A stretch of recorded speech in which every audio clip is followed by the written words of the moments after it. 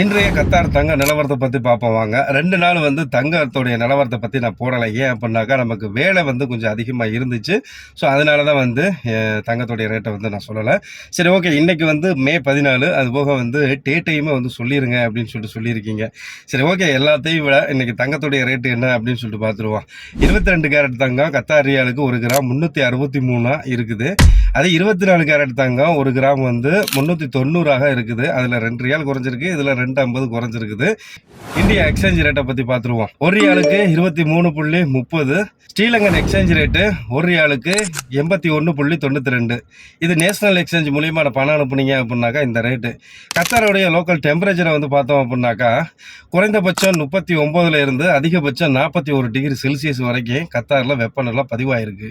So இனிமேல் வர்ற காலங்களில் வந்து வெயில் வந்து அதிகமாக இருக்கு.